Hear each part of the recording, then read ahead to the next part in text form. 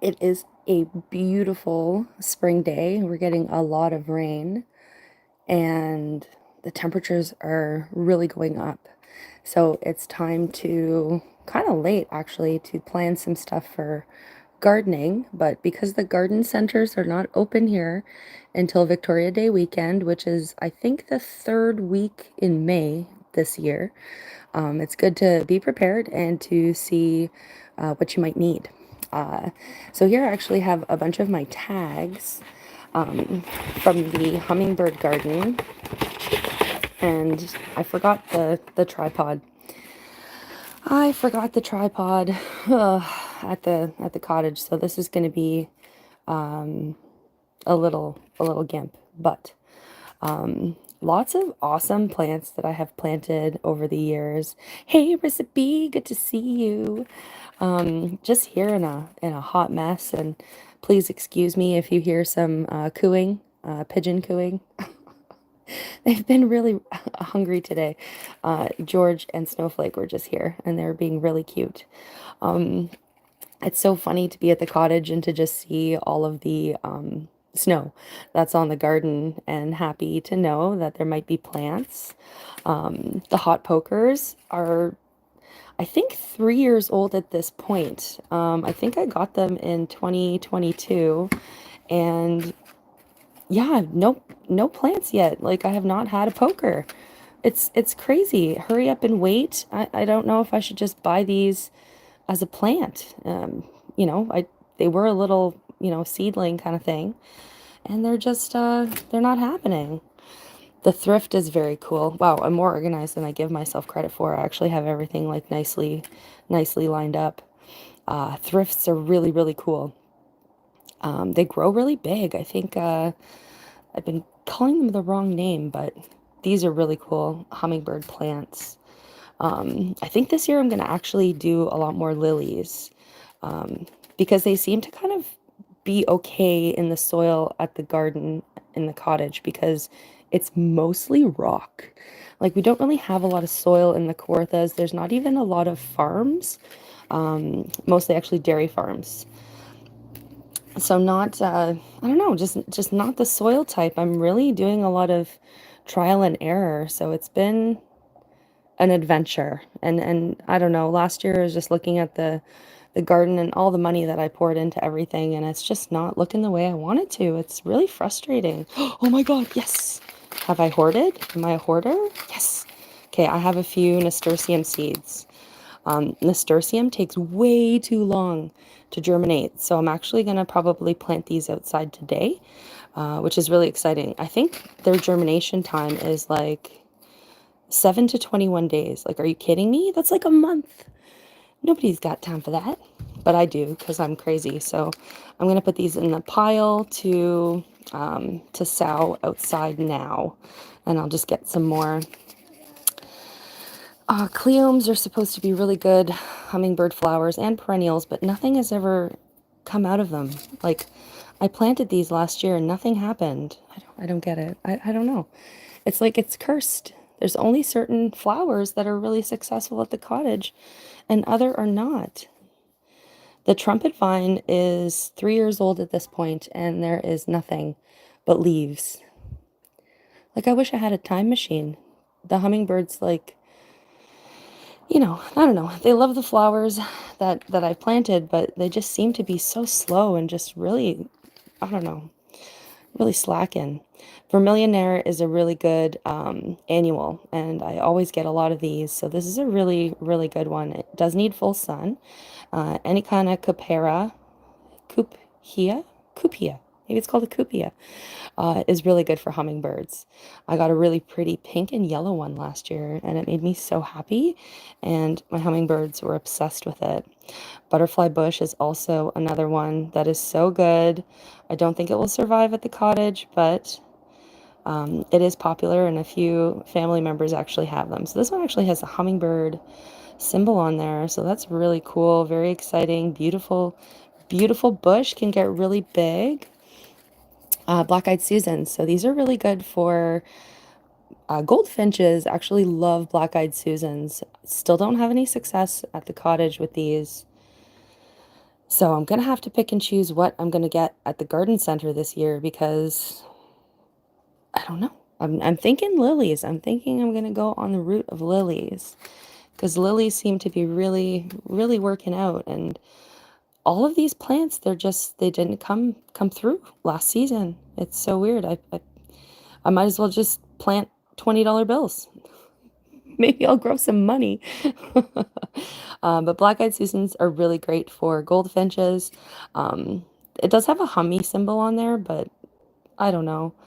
I've seen the hummingbirds on them, but I don't think they're really crazy about them. But this is still a really good one for your goldfinches and other seed-loving birds. Very cool. Oh my God, one of my favorites, the coneflower. So beautiful. Echinacea, gorgeous plant. Comes in a lot of colors. I learned the hard way that some of these are actually sterile. So some of these new hybrids of Echinacea will not self-seed, they will not spread, they are sterile. I don't have a way of looking into which ones are sterile, so buyer beware. You probably want Jacob's or some other, sorry, I made a mistake there with too many flowers. I'm just getting into it this year. It's been a really, really snowy winter. Um, and our weather just changed, so I haven't even looked into gardening. Um, this powwow wildberry is also a really cool one. It's so beautiful. And the hummingbirds do actually really like the echinaceas. I'm not sure where they get the nectar from it. Maybe they like kind of eat, I don't know, licking the pollen or something. But they do enjoy them. They do go for them, and they have been Hummer approved. So I do have a few echinaceas. Some of them have come back, which is really exciting. Oh, Jupiter's beard is really cool too. This seems to be okay and alive and well at the lake. So this is another one, the rubber plant. Very cool. Very good one. Hummers like it. It's not super notable, but it is something that's exciting to them. Not the favorite. One of my favorites is the Agastache. That is my #1 winner. Also, look at that price. Oh my God. It's gone up in the last couple of years, so I'm gonna have to get a few more of these. Hey Tam, what's up? I'm just here looking at all my hummingbird plant tags, trying to figure out what to do for next year because I don't know what to plan. I want to plan something really cool. What's this one? Oh, lobelia. This was a good one. I might have to get some more of those too. Beard tongue was actually really liked. It's in the same family as, oh boy, beard tongue is in the same family as that foxglove. There we go. Oh my God. I'm like pop quizzing myself here.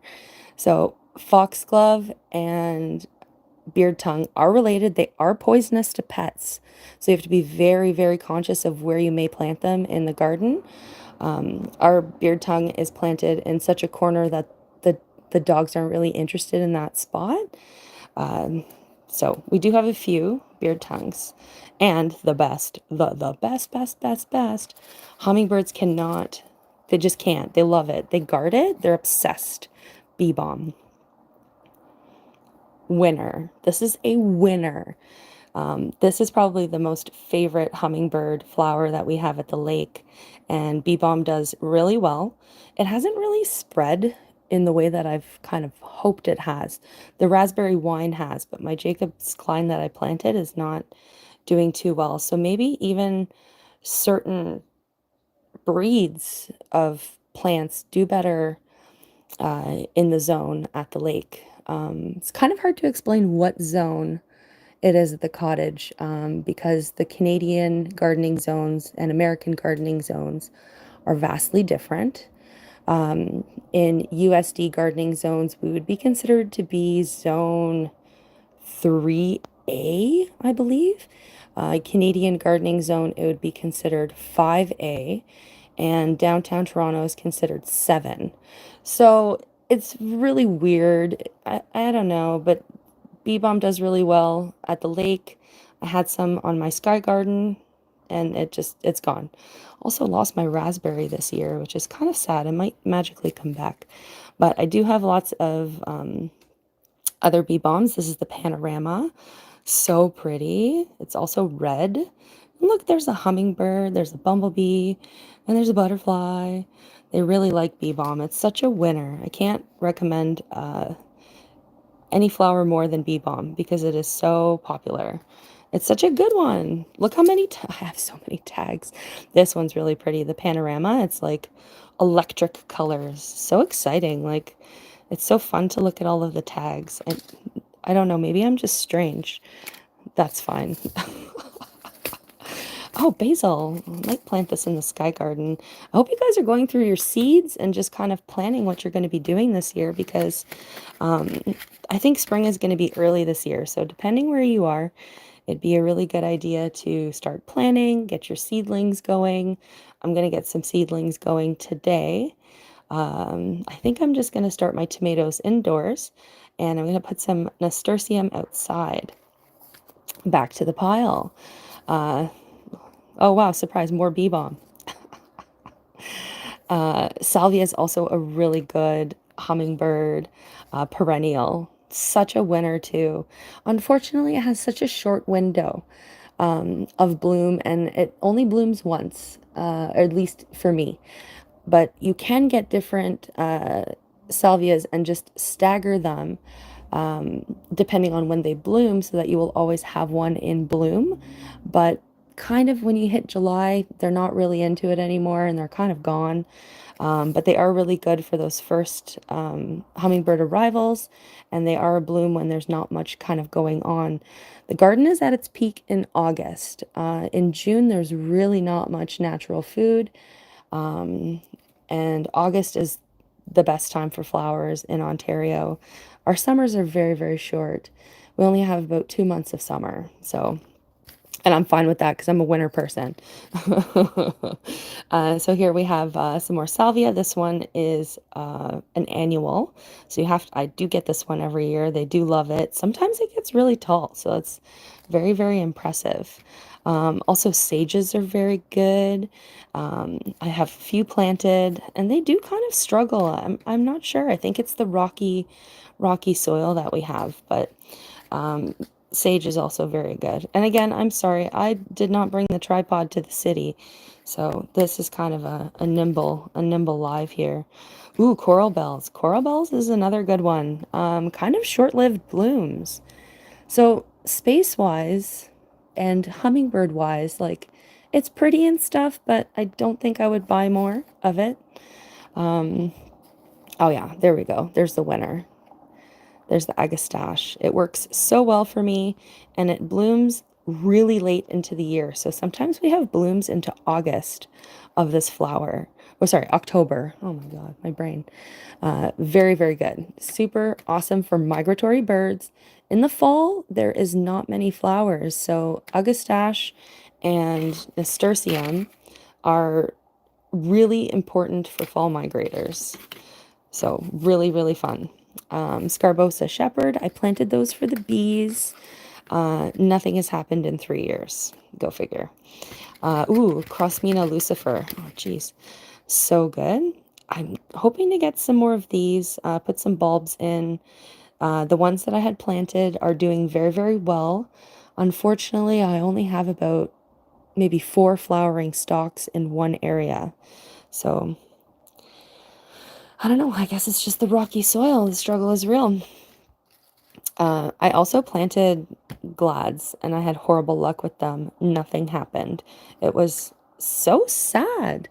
I gave the glads a really good go last year. I spent $100 on bulbs just to be sure. Okay. And I put them all over the property in different places so I could seek sun or where they might be happy, and nothing happened. So, I mean, gardening is kind of a testy thing. You never know what's going to work. Sometimes you just throw it all out there and hope something awesome happens. Also, butterfly milkweed is really good. If you can get some native milkweed, that is even better. So that's really exciting. Sunflowers are cool. But yeah, good luck planting sunflowers. I planted many. Nothing ever happened. The squirrels dig them up and eat the sunflower seeds, of course. What else is new?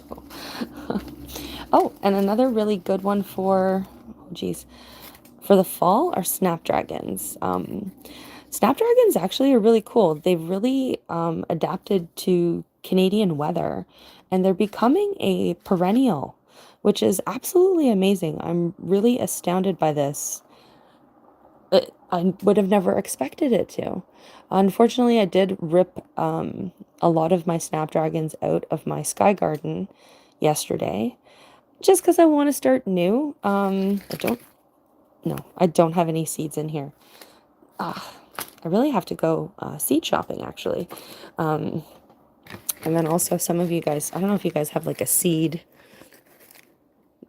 graveyard, but I have like a recipe deck here where I keep all of my seeds.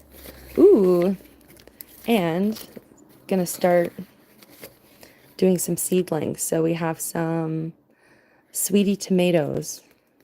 Oh, it's empty. This is horrible. This is horrible. I'm so not ready for this year. Sweet Williams. There we go. Some St. John's Fire. These never came to anything, the seeds. I had a really hard time with that. Nothing happened. It's so sad. I don't get it.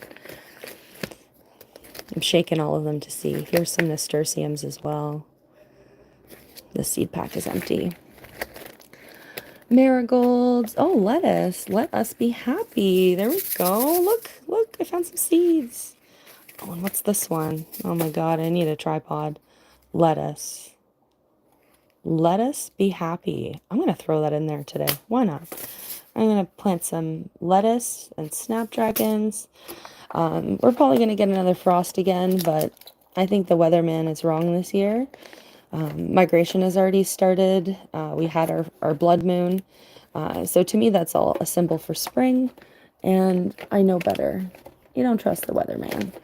And so I'm going to start some tomatoes. I always save some seeds. They can actually be good for a few years. So this is kind of an old seed save from some plants I had, but I think I'm going to try to use them. They were fine last year. So in conclusion, I'm going to sow some seeds outside. Just probably lettuce, nasturtium, because it takes forever to germinate. As for the hummingbird garden, I don't know. I don't know what to do. It's year 3, and I'm not sure where to pick my battles. I've experimented with every single flower you see earlier that I kind of showed examples of all of the flowers that I've tried. So there's got to be, I mean, I know that there's a few winners. There's definitely a few winners. Bee Balm is a winner. That works. Lilies work. Agastache works. Why it has to be 20 bucks, it sucks. And so is Bee Balm. Bee Balm is so expensive as well. And it's so hard because some of these plants are coming back, and you know, if this perennial garden and this project is in year 3, there should be a little bit more fruit of my labor. But every year is different, conditions change. Something is up with the soil. Again, there are not any farms around the cottage area. There's some south, but not a lot of crops. Like there's the soil there is pretty infertile in some ways. So maybe some soil amendment is important. Maybe planting bulbs is better. Like the Lucifer did good in one spot, but did so bad in another area. So I don't know. And then the Bee Balm in the upper tier of the Lakeside Hummer Garden just did nothing. It's just so strange. So some food for thought, a mess of tags, and a plan has to be made about what to do for the hummingbird garden, I guess, this year, and a budget, because the budget has been blown many years in the past and nothing has happened. I think maybe also taking some more established perennials would be a good idea. So if anyone wants to lend me lend me some bee balm. I just take it. That would be great. But yeah, I don't know if you guys can think of anything, any flower that really excites you, that the hummingbirds really love. Let me know in the comments what you might think is a good idea, or really truly what works for you, because everybody's zone is different and everyone's soil is different, your sun exposure, and you might not even have a lot of regular birds.